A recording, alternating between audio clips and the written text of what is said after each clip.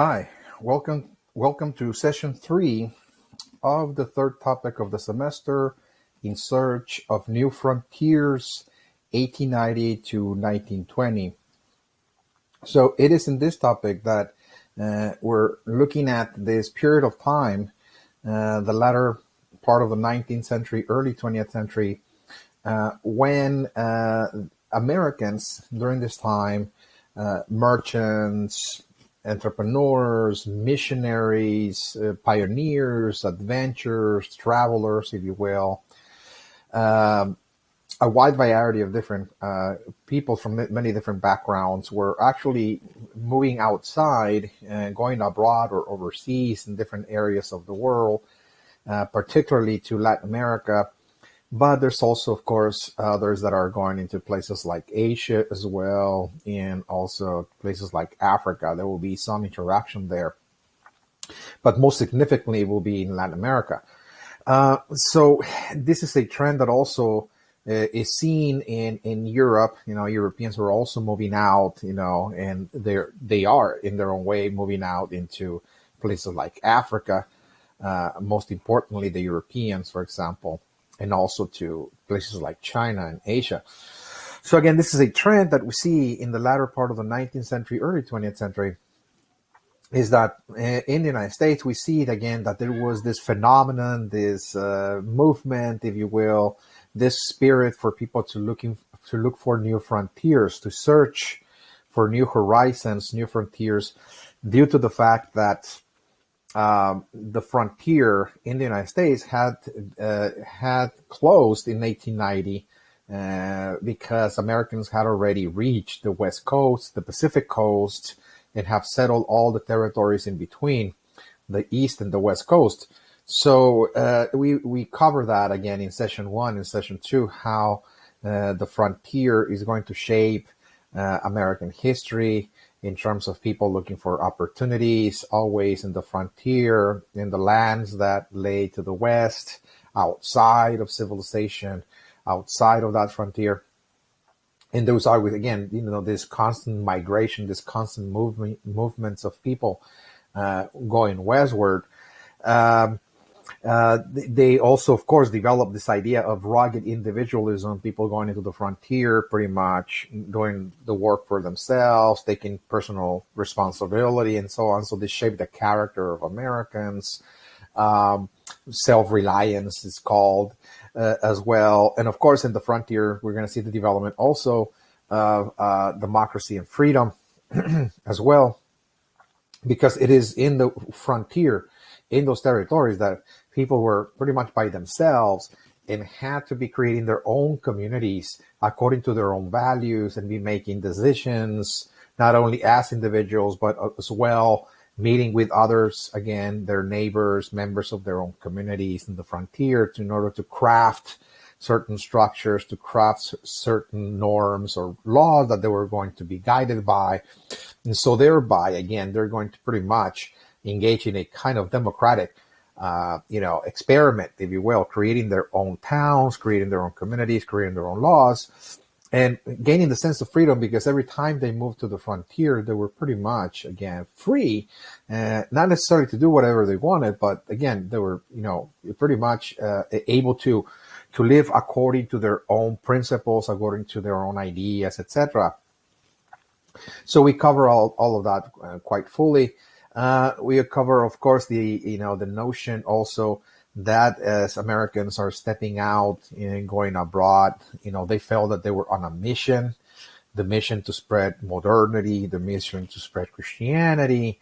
And they felt that this was a mission given by God, like a religious mission, if you will, that they had the responsibility to pretty much create the kind of existence that they had created for themselves, to modernize the world, spread, industries, factories, railroads, technologies, modern science, and the like. And of course, the religion, Christianity as well. That was important for missionaries in order to, of course, prepare for what they believed to be the second coming of Christ, this Christian millenarianism, but also, as I explained, that the Protestant religions that are taken out into different areas of the world by missionaries are also, very useful in transforming the cultures of the world, the traditional cultures, because through those Protestant values, those Protestant beliefs, in personal responsibility, the work ethic, for example, abandoning the worship of gods and spirits that people were so much preoccupied by, that those, again, changes, that Protestantism brought to those traditional cultures were going to prepare people for the arrival of enterprise, the arrival of industries and jobs that require a certain work discipline. Okay. And people will be spending time more at work, disciplining themselves, and trying to prosper, create a material prosperity for them and their families. So we cover all of that really fully. And we started getting into yet another, of course, aspect that pushed Americans out, of course, and that is industry and commerce. The fact is that the Industrial Revolution, as I explained, had created a lot of benefits in terms of providing human beings with the ability, through this technology, machinery, etc., the ability to produce mass quantities of products, rather fast. So that, of course, is going to be very beneficial, very useful, but at the same time, that is going to create problems because this will lead to mass production, which will affect the economy in terms of unemployment, falling prices, and of course, foreclosures. So there was the need to export then. If you are overproducing and there's only so much it can be absorbed here at home. So there was the need then to search for new markets, search for new opportunities overseas, and trying to engage in commercial exchange and trade. In this case, we're talking about, of course, the open door policy. We talked about that again at the end of session 2. And the open door policy focused almost exclusively with China. The greatest market at that point, 450 million Chinese, of course, represented the greatest market of the planet at that point. So again, there was an intense effort by the Europeans to begin opening the markets in China by 1860 with the treaty ports, awarding China, of course, ports, coastal regions, in distribution regions as well for the Europeans to come in and, of course, commercialize with their manufactured goods. And of course, we talked about the Boxers' Rebellion again.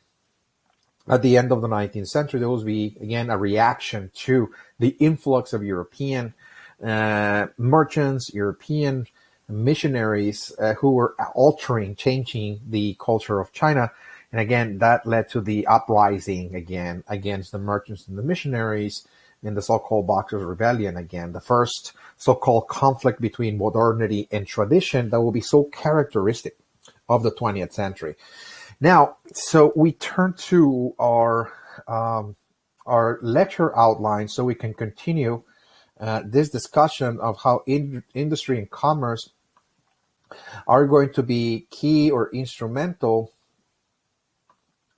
in pushing people out, so to speak, in search for new frontiers.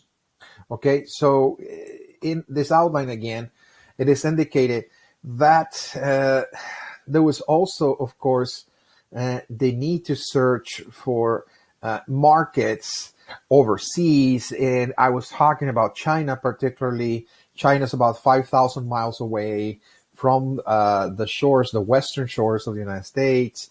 So it's a long stretch to go. Of course, there are ships. There's no doubt about that. Of course, there are ships that can actually reach China. It's a 5,000 mile journey. But the problem is that very often what happens if you're going to engage in international trade on that level, again, if you're going to export products to China, or to any parts of Asia for that matter, what you need is actually to refuel. And the ships are going to run out of fuel, coal particularly, and you will probably need some fuel stations. You will probably need to acquire certain territories or islands for to engage in this international commerce, to seize those foreign markets on the other end of the world. So what you need, of course, is acquire certain islands that can be used as stepping stones, as gas stations. Okay, so it's like when you're driving on the road, you might, run out of gas. Of course, there's a series of gasoline stations on the road. You can always just stop and refuel. It's the same principle. Here we're talking about ships actually navigating to different areas of the world, and they also need again to refuel and recharge. So again, there was also the trend that, well, we might also, be in need of actually seizing certain strategic islands that might not be that valuable, superficially, but when you're looking at trade, international trade, long distance trade, ocean going trade, yeah, they're going to be valuable because of their geographical significance. That is to say, the location. It might be an island that is en route between the United States, on the route between the United States and China. So yes, of course, even though it's just in the middle of nowhere, if you will, well, if you use it as a fuel station, that can be very, very beneficial. Ships can stop there, make a stop, and recharge, refuel, etc. Fueling stations, that is to say, coaling stations, fueling stations, and the like. So this is another reason, again, the need again to export, the need to solve this problem of overproduction is going to lead to the need to acquire those territories, if you will. Again, just islands, if you will. This is something, of course, that was very well elaborated, well explained by a naval officer by the name of Alfred Mahan, who wrote a very, very important book at the turn of the century, who served as a guide, if you will, for politicians, for entrepreneurs, etc., called The Influence of Sea Power Upon History.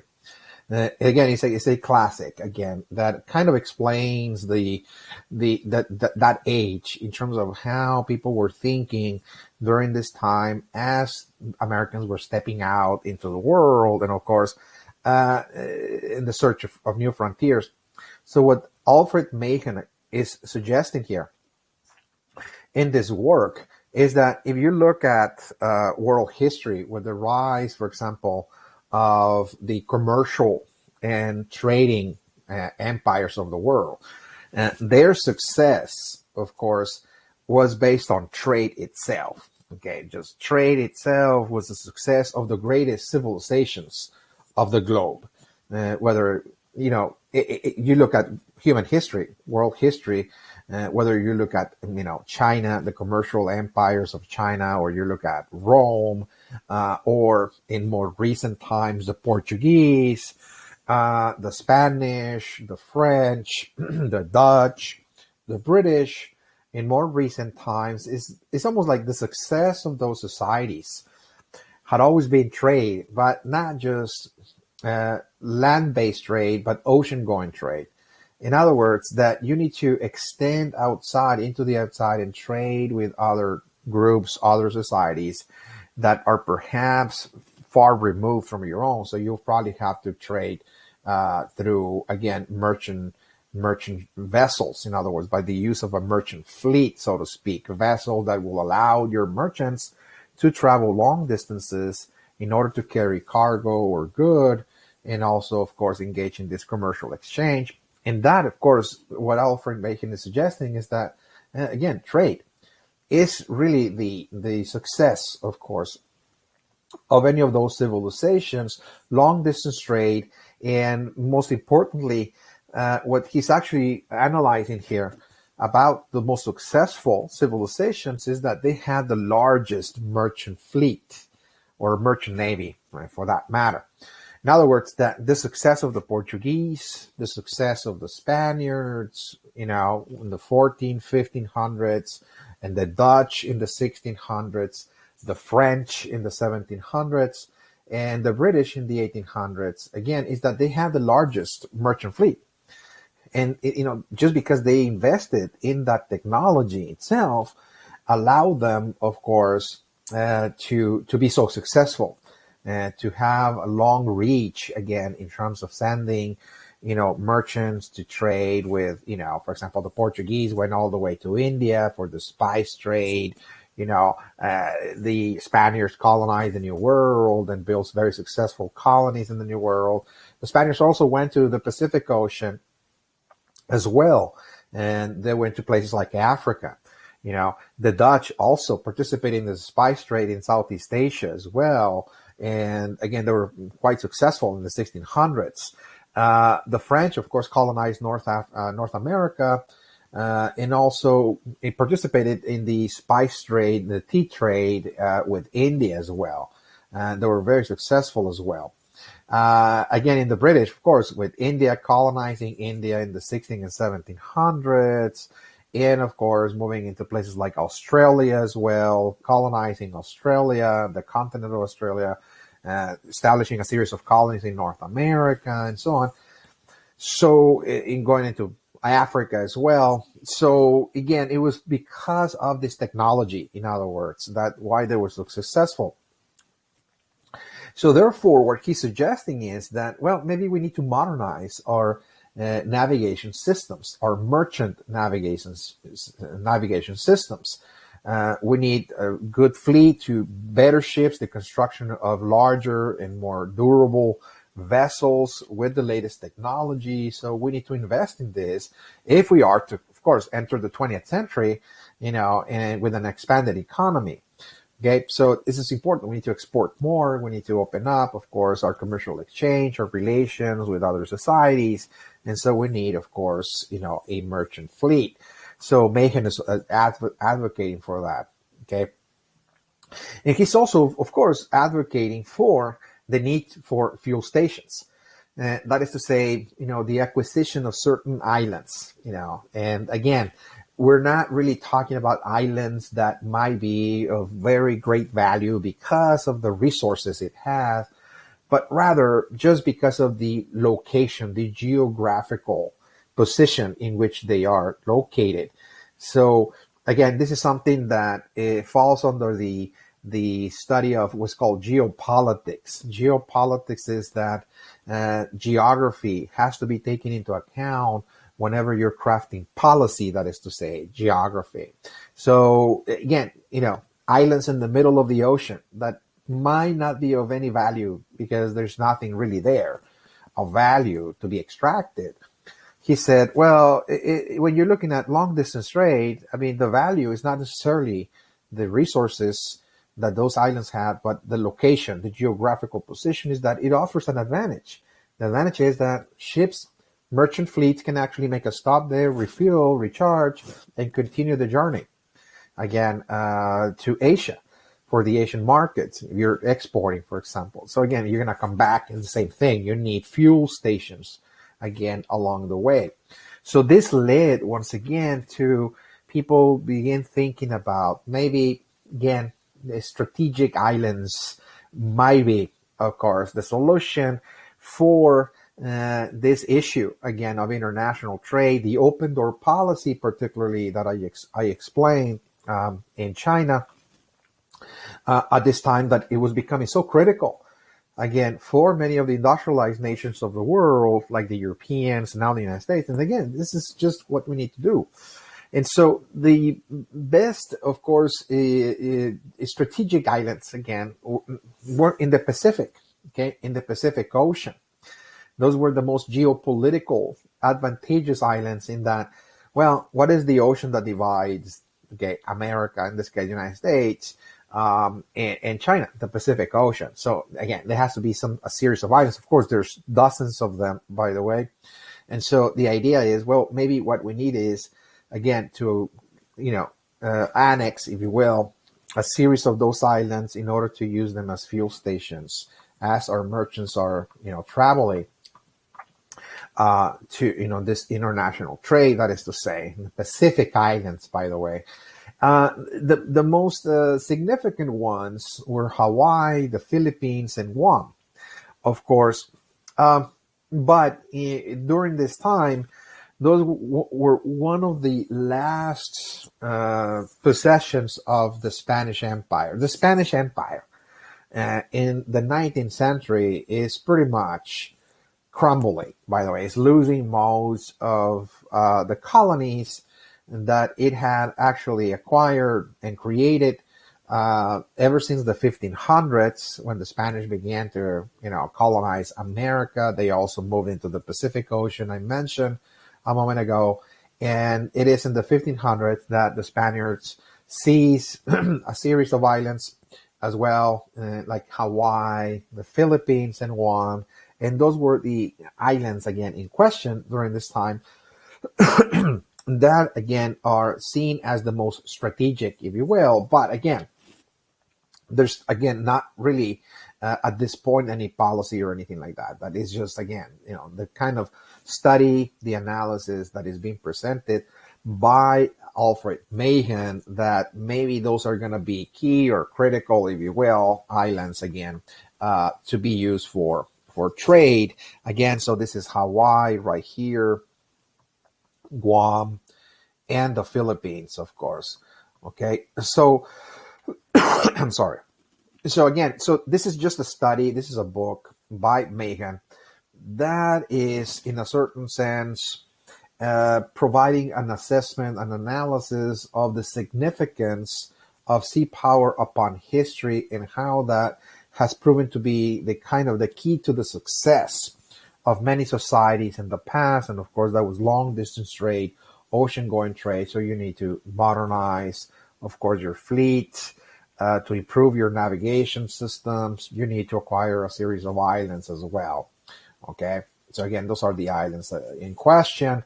Again, it's mainly, Hawaii, Guam, and the Philippines.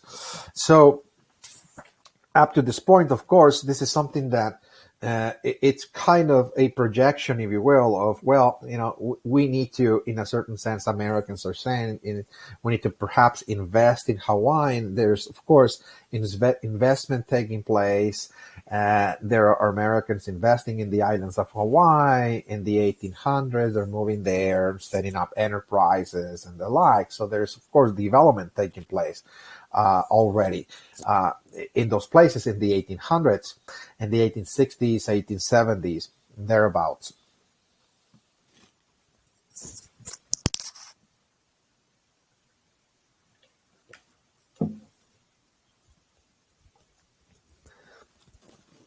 Now there's yet a fourth.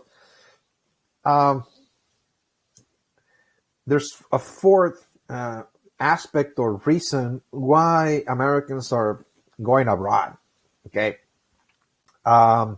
in the 19th century, particularly in the latter part of the 19th century, and specifically, as I mentioned in the beginning of this session, they're moving into Latin America.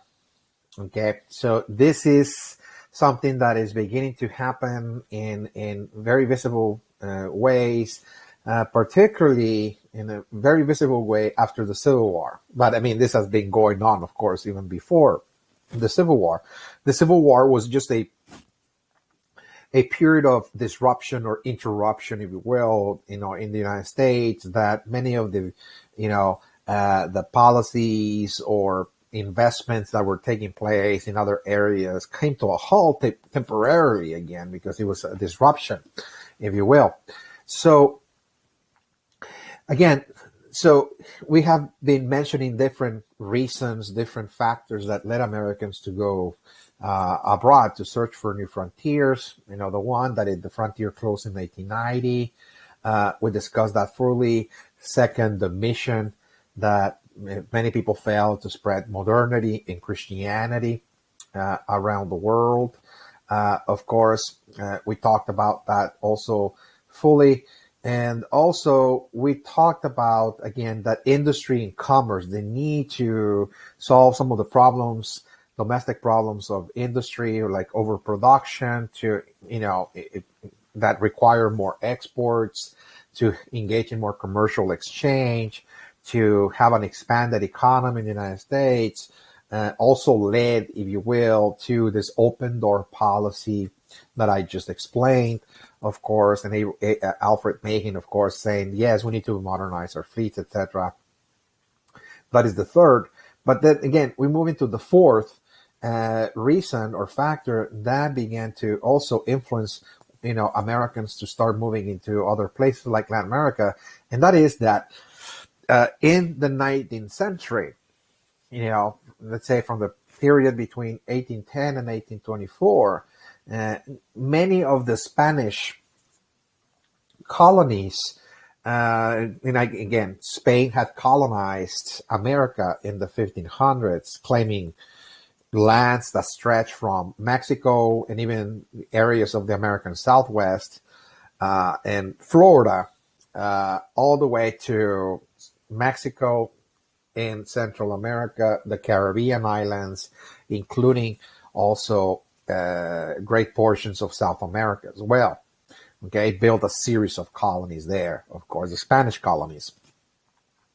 But as we move into 1910, what we're going to see is that many of those Spanish colonies are actually achieving or declaring independence. They're now in the process of declaring independence. There's going to be a struggle for independence, a struggle that lasted between 1810 and 1824. And Spain is going to lose most, not all, of her possessions, of her Spanish possessions in the Americas. Not all. There will be just a handful, of course, of colonies that remain part of the Spanish Empire, like Puerto Rico and Cuba, but the vast majority, okay, of those possessions achieve independence. And again, those were the Latin American revolutions, again, from 1810 to 1824. And so as those new countries, again, achieve, those colonies achieve independence, and they create, of course, a republic. There's going to be a series of republics that in many ways, their systems of governance, their institutions, their political institutions, and their constitutions were very similar to the ones of the United States. Many of those countries actually follow the American model of governance in terms of, again, having a federal constitution, a Bill of Rights, division of powers in 3 branches and the like. Very, very similar. Republics, again, the Latin American republics. So what happens is that by 1824, a great many of them, as we'll see in just a moment, are pursuing modernization. Okay, they're in the process of also trying to modernize, push this project again of modernization, just like the United States, in terms of trying to create the kind of economic opportunities, the kind of economic changes that the United States was creating, particularly in the North, in the region of the North, massive industrialization, railroads, capital investment, etc. Something we're going to actually talk about here. So again, this presented a new commercial opportunity, if you will, for Americans to move into those Latin American republics and begin also helping those republics attain modernity in a certain sense. So this attracted, again, Americans to move south to, again, seek those opportunities, those frontiers to the south of the United States and move into Latin America, of course.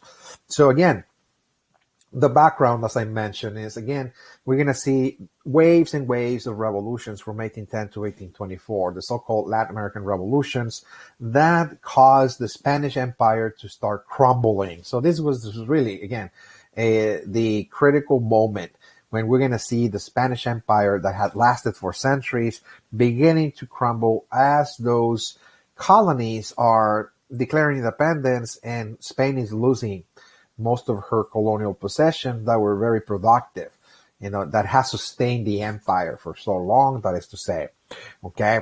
And the colonial revolts of the 19th century, many of which were actually inspired, by the American independence movement of 1776.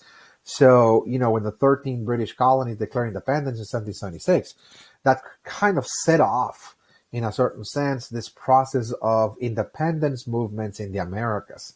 Again, first the 13 colonies of Great Britain, and then the creation of the American Republic after independence. So that kind of served as an inspiration for the Spanish colonies of the South to follow suit and to move into the same direction, that is to say. So again, this is leading to the crumbling of the Spanish empire because her colonies in America are in open revolt. And of course, by 1824, the vast majority of them achieved independence, and they're in the process of now building the new nation states, the new nations. New nations are born in 1824 in the Americas, the Latin American republics, for example, Mexico.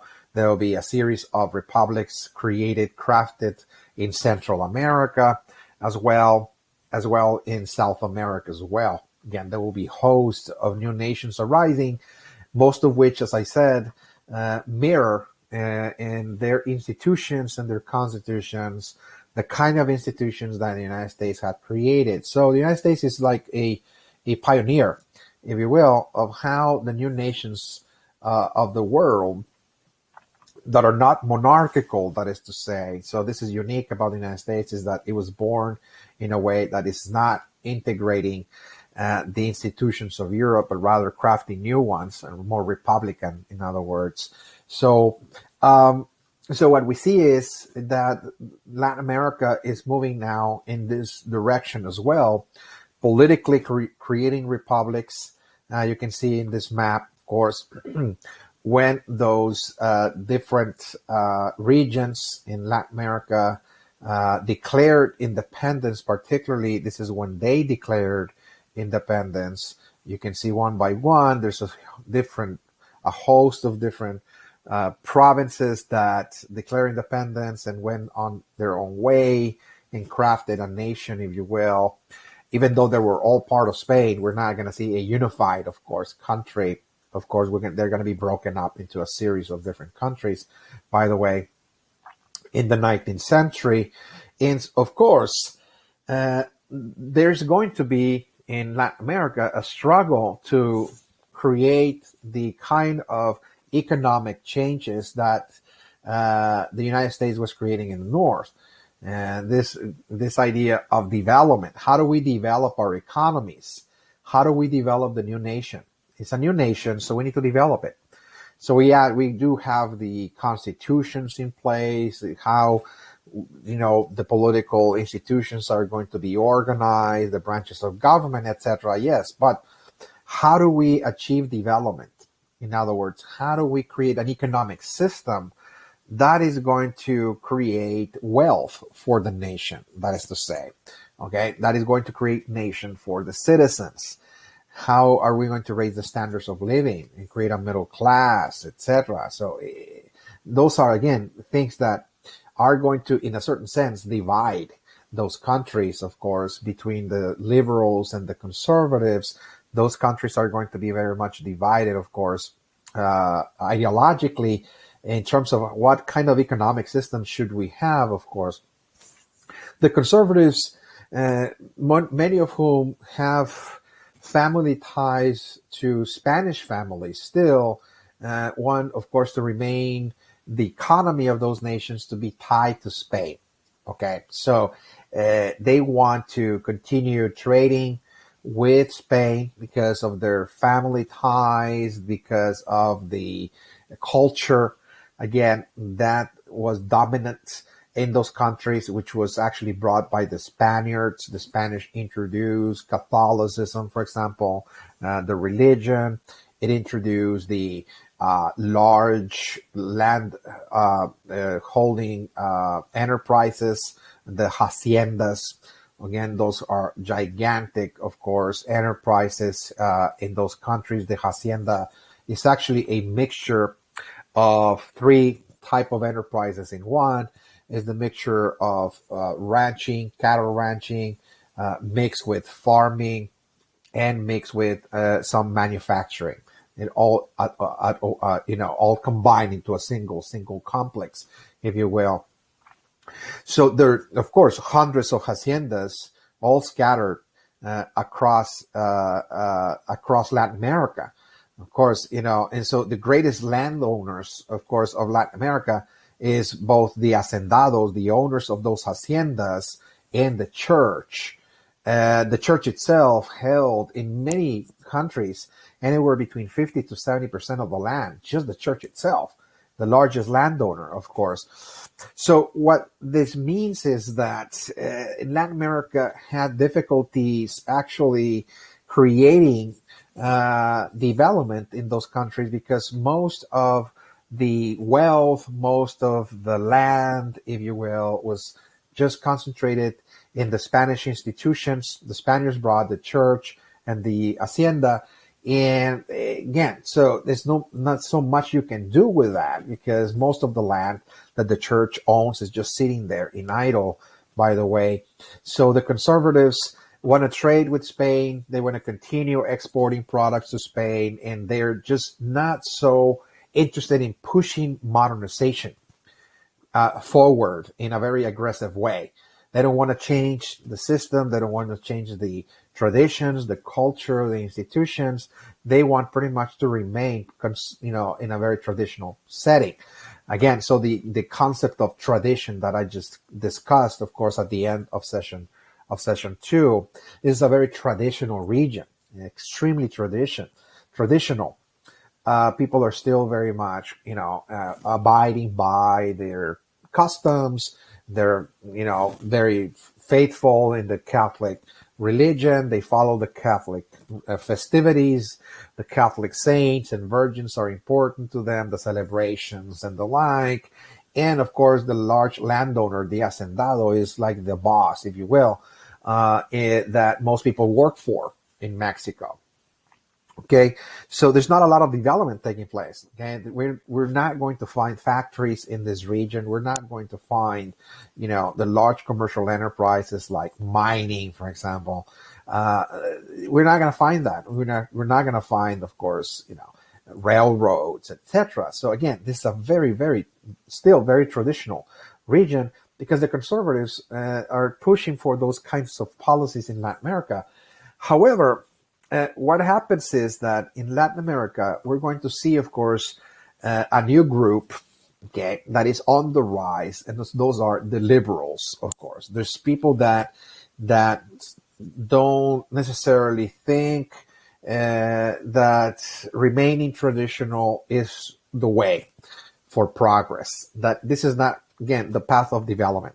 If we are going to develop our nation, we need to create deep-rooted radical transformations in the way we run the economy. That is to say, that instead of having just those large haciendas in which most people work for them, for the hacendado, and having the church just controlling most of the land that is not being used for anything, and producing only to export products to Spain, that instead what the liberals want is to change all of that, all of those structures, and move those countries forward in the path of what they call economic progress and bring in capitalism, that is to say, capitalist development.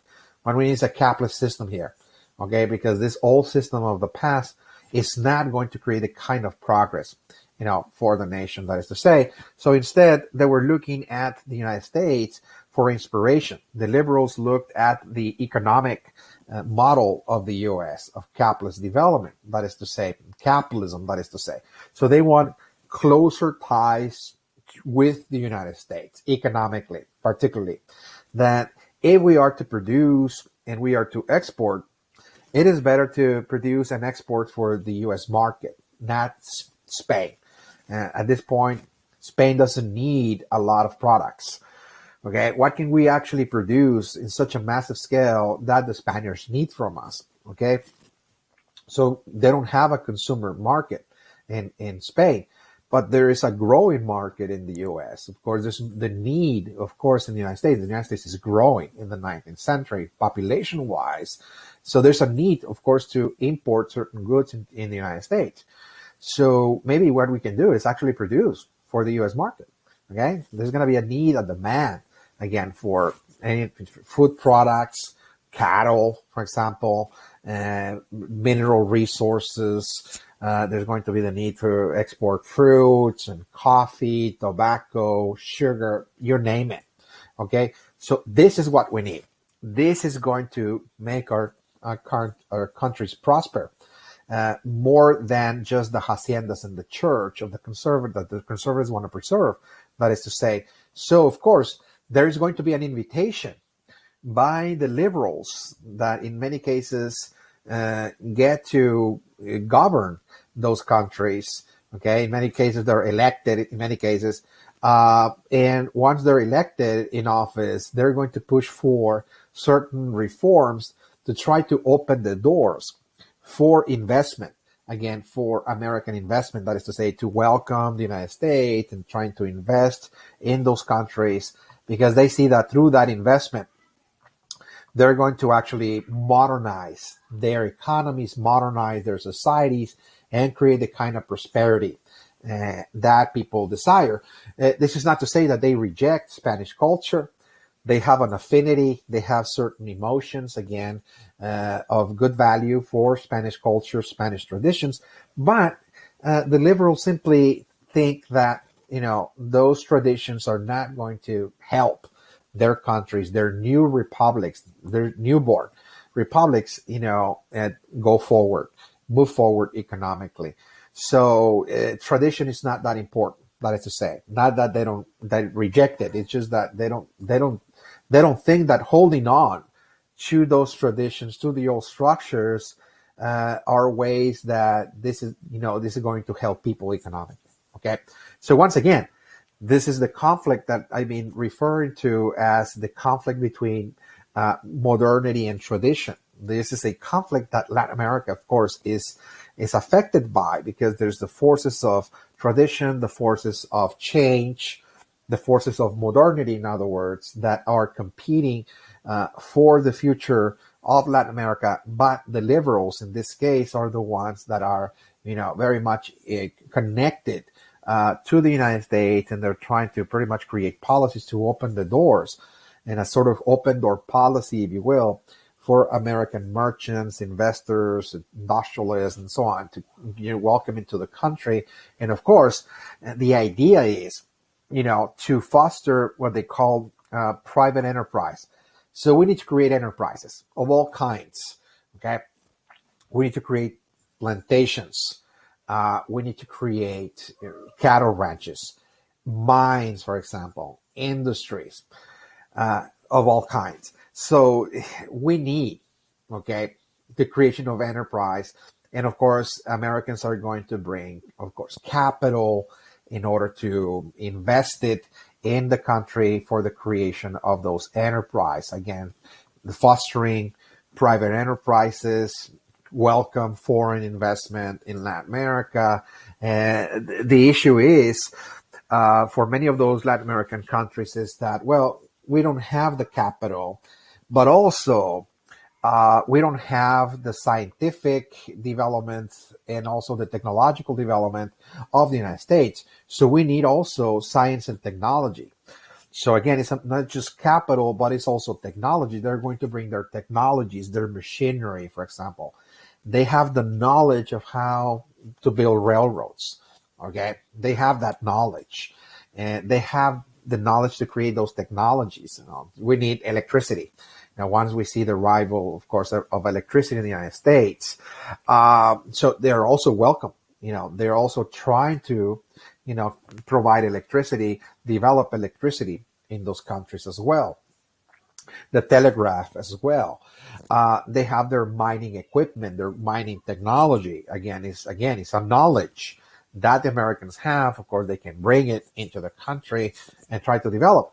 And ultimately, what the liberals want is that the country will be modernized to the point that it's going to raise the standard of living. Okay, it's going to, of course, attract investment, jobs, and the like. That ultimately, the society will change because this is going to foster the rise of the middle class. And this is exactly what they want, of course, to create ultimately is that, yes, it's not just the enterprise and the science and the technology, but also, again, the middle class itself. Again, it's almost non-existent in Latin America at this point. The middle class are just individuals who are the local merchants, small landowners, and they're a handful in every town, in every province in Latin America. So we don't have, again, a large middle class. But that's exactly what the liberals want. Okay, they want those kinds of changes in terms of, developing a middle class also in Latin America. Okay, so in a sense, again, everything boils down to opening the doors for Americans, of course, to come into Latin America to bring foreign capital and technology. Again, you need those two, again, in order to create development, they said. You need both capital, which is, again, investment for the creation of enterprises, and the technology itself, the machinery, the knowledge, again, that they have. So we need that as well. Okay, so we are going to see in many of the countries in Latin America, not all, but again, where Americans actually are going to invest heavily, and the countries that will actually open the doors for American capital and technology, we are going to see, things like railroads. So the railroads are coming now to Mexico. They're coming to Guatemala, Nicaragua, Honduras, Costa Rica, Chile. They're coming to those places. Okay, mining as well. Okay, we're going to see the development of mining industries. So this is very similar to what happened in the American West. We talked about that in the second topic, how the West was undeveloped, and how we're going to see, of course, the arrival of certain industries into the Wild West that are going to start transforming this region and modernizing it, developing it. So it's very similar that, again, this process of transformation is now moving south, of course, in Latin America, okay, in the 19th century, particularly in the latter decades of the 19th century. As, of course, we see industries moving into the Wild West in the latter part of the 19th century, they were also moving south, by the way, places like Mexico, Central America, and parts of South America as well, for the most part. Lumber companies, of course, are, established. Cattle ranching, again, there's the development of cattle ranching also in Mexico, particularly, again, factories, some manufacturing, again, is also established. There's also, again, going to be agricultural companies arriving to Mexico and South America, Central America, particularly in Central America, for the production of sugar, cotton, coffee, and fruits. Okay, so it's not just, again, mineral resources or cattle resources, but also agricultural, production. There's going to be agricultural companies, again, in Central America, particularly in Central America, for the production and exports of fruits and coffee.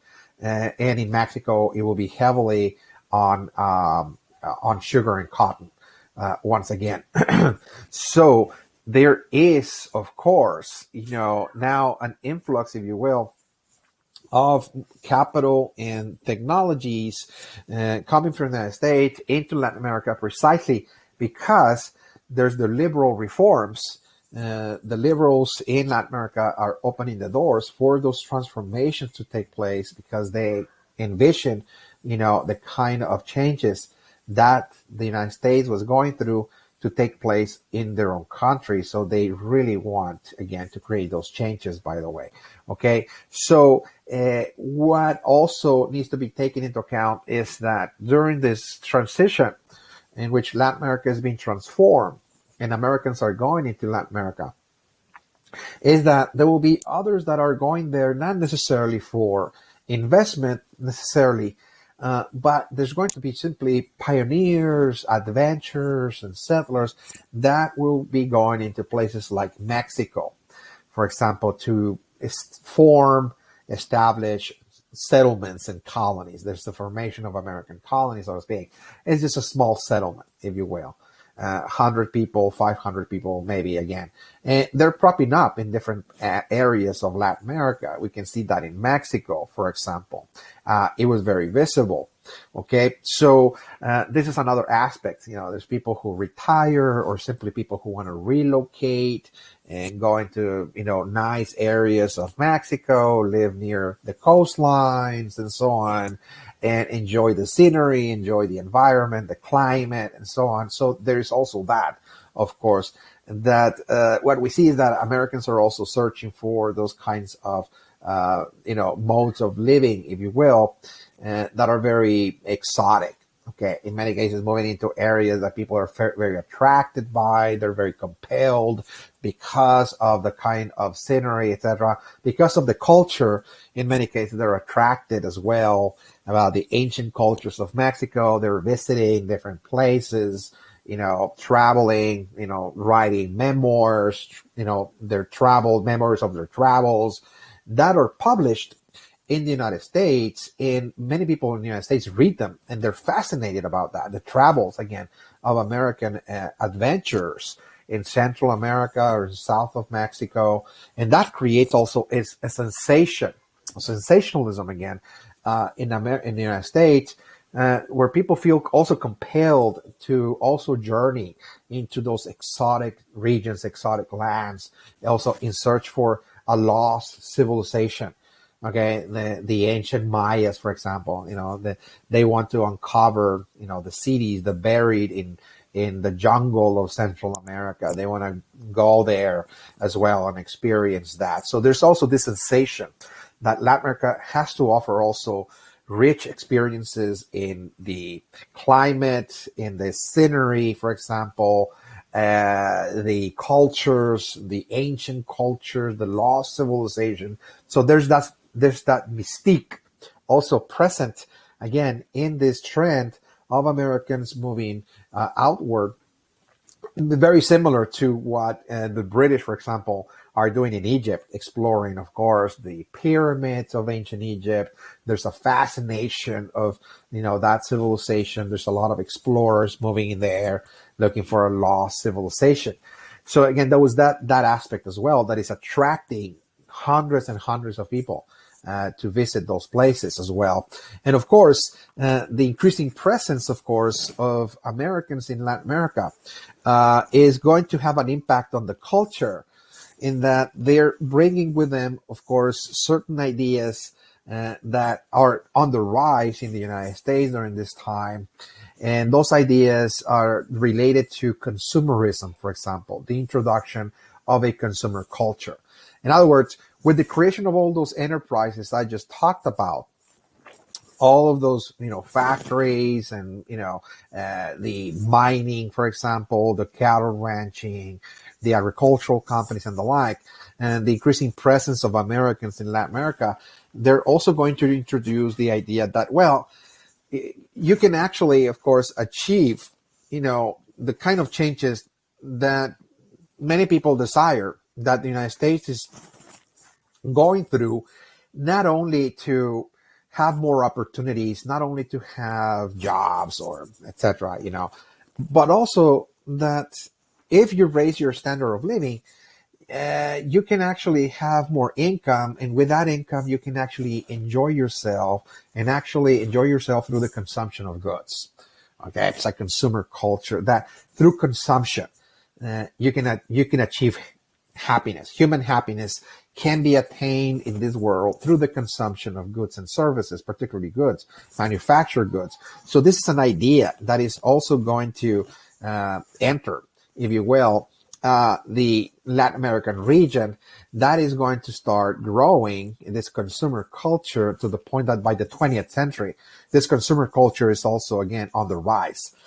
In places like Mexico, there's this desire for people to have a good paying job so they can have purchasing power, money. That is to say, they can spend it on things that they really want to enjoy, because this is the meaning of life, enjoyment through consumption, that is to say. So this is also introducing this, those kinds of changes in Latin America, which was, a region that was, as I explained, extremely traditional.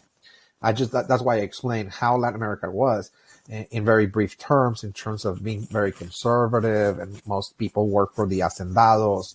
And of course, the church was central to the politics, to the economy of this region. But now with those liberal reforms, the opening up, of course, of Latin America, we're going to see the transformation of Latin American cultures, of course, and they're modernizing in a certain sense. So now there's one last, actually, aspect that is also be critical for this topic in search of new frontiers. So we already covered 4. Just kind of recap very quickly. The closing of the frontier in 1890 pushed Americans out because there's no more frontier. They're looking for opportunities elsewhere. We also covered the mission that people failed to spread Christianity and to spread modernity around the world for things that I already explained. Of course, there's also industry and commerce, problems with overproduction in the industry, the need to export more. Of course, that led to this so-called open door policy. Again, that was so important in the latter part of the 19th century to start engaging in more and more trade, long distance trade, okay, particularly like with China.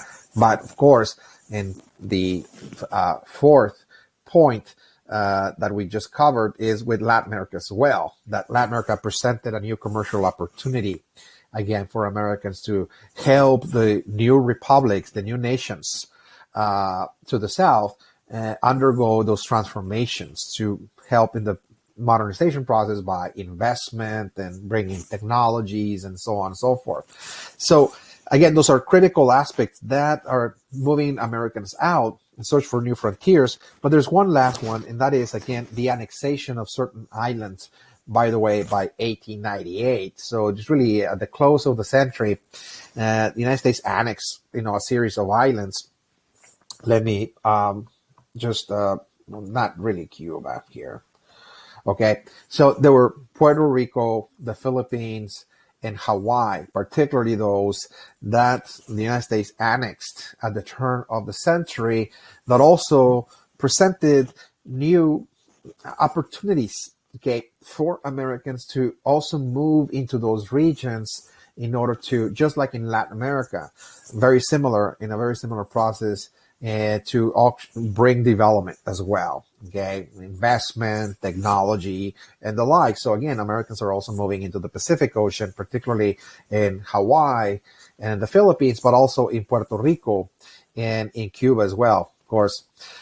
So again, what is the background, the process by which the United States annexed those islands? Okay, I'm just checking here the time, sorry.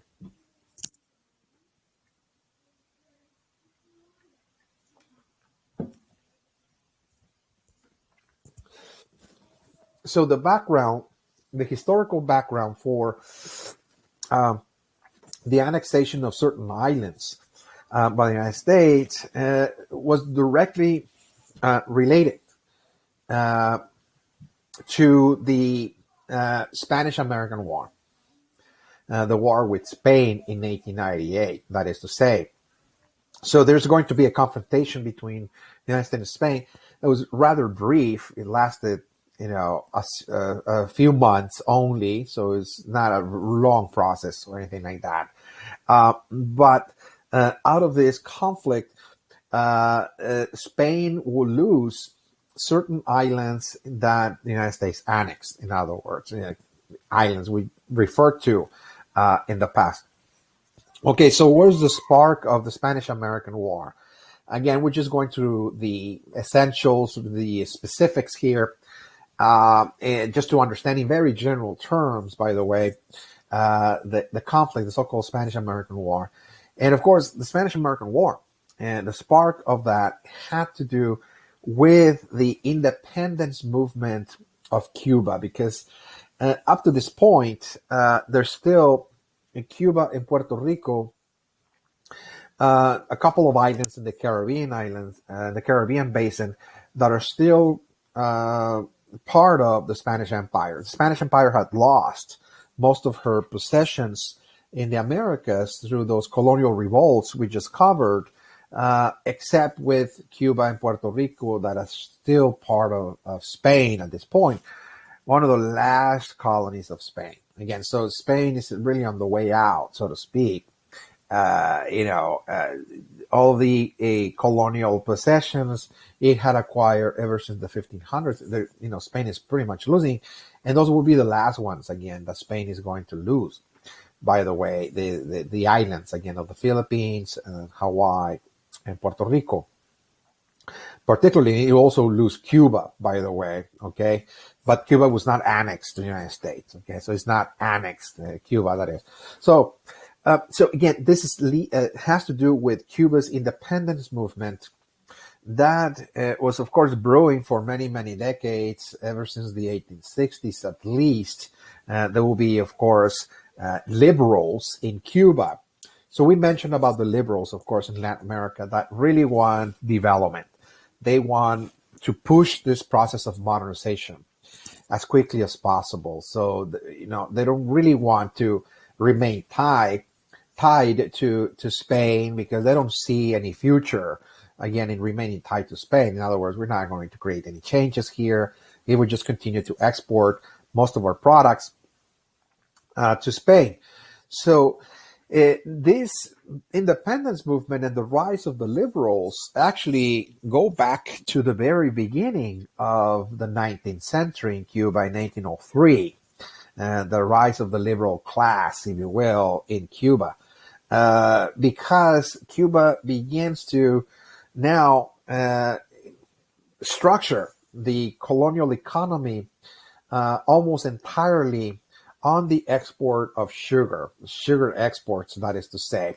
Okay, so most of the land, again, in Cuba is now devoted to sugar agriculture, and the economy is now geared to actually maximize the production of sugar for exports. It's an export-led agriculture, that is to say, okay, almost entirely.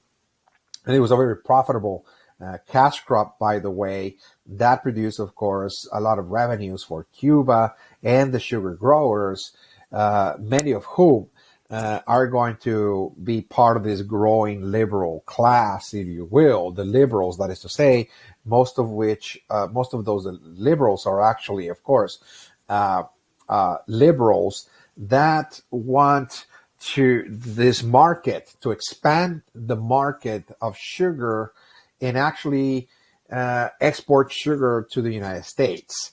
But because Cuba was part of Spain, under colonial trade regulations, Cuba could not trade freely, with other countries other than the mother country, that is Spain. But the Spanish market was rather limited. And of course, the sugar growers in Cuba understand that. So therefore, they're going to be, of course, pushing for reforms and trying to export, sugar to the United States, because there's a growing demand for this crop in the U.S. There's a growing market in the U.S., of course. So there's, of course, this issue that is going to lead the liberals in 1868 to finally declare independence, because they're constricted. They cannot trade freely again. The laws of trade of Spain restricts the Cubans from trading again with the United States. So therefore, their way out is, well, let's declare independence. By the way, all the other colonies of Spain have attained independence anyways.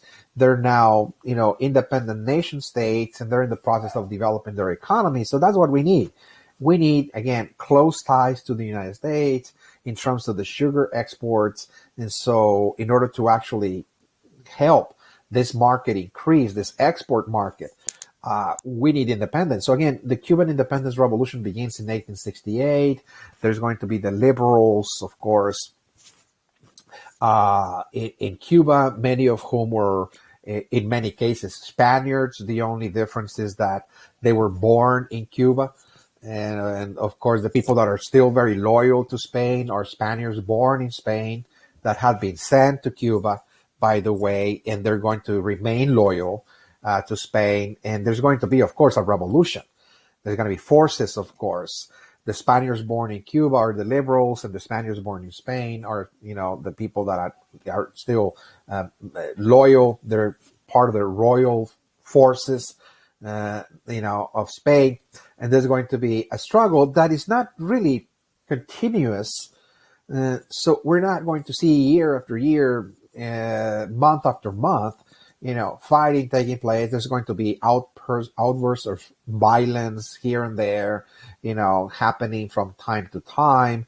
But there is indeed an independence movement underway after 1868, by the way, that is going to last until the 1890s.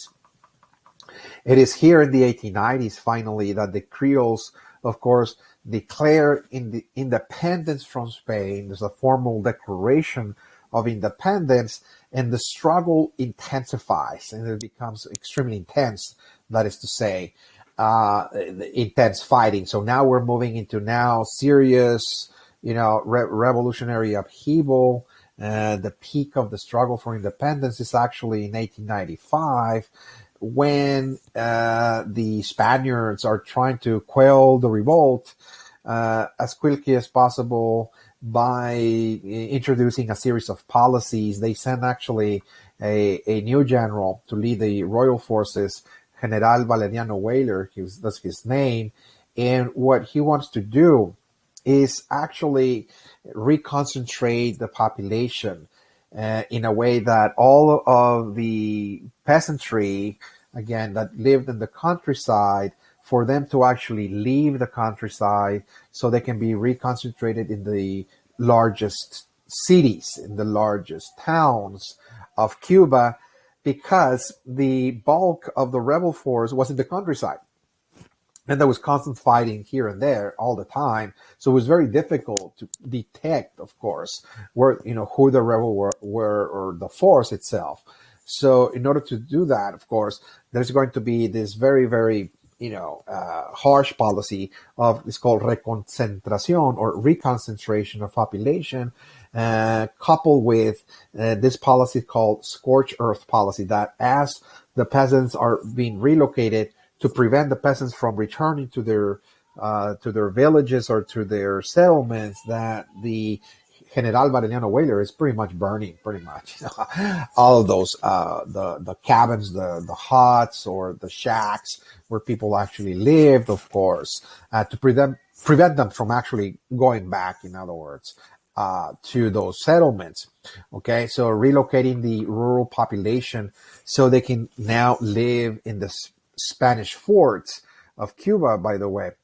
So again, this is something that is going to intensify the struggle because the Spanish soldiers are now in the process of burning villages, the food supplies, slaughtering the animals and destroying the resources, the peasant fields and the like, of course. So, of course, this created a scandal, not only within Cuba, but outside, even in Latin America is very well known, that, of course, people are learning about, the Spanish atrocities. In this case, they call the general Butcher Weyler, the general, the Spanish general, that is to say. And at some point, the Spanish loyal forces go to Havana, Cuba, and pretty much destroy La Habana. Because this was the stronghold of the liberals, that is to say, okay, the Cuban liberals, and they pretty much go there, and tear it up, of course. So, of course, that led for, again, some form of participation. The United States is going to try to actually but actually intervene in this case in terms of trying to quell the royal forces, in terms of burning pretty much everything down. They were burning even, the properties, again, of Americans that were there.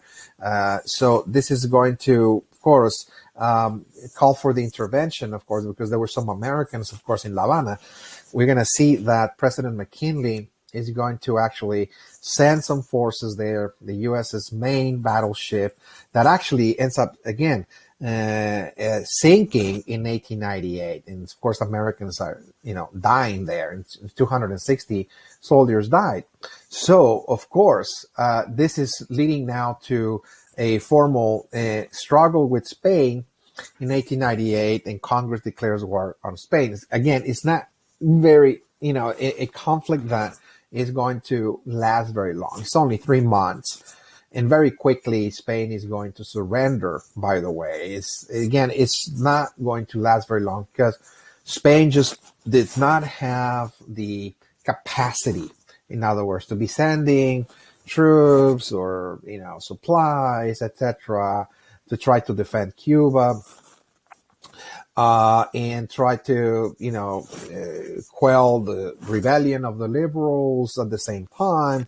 So it seems that, again, they had just simply lost the colony, in other words. Of course, the inability of Spain to fight the war led finally, again, for the Spain's surrender.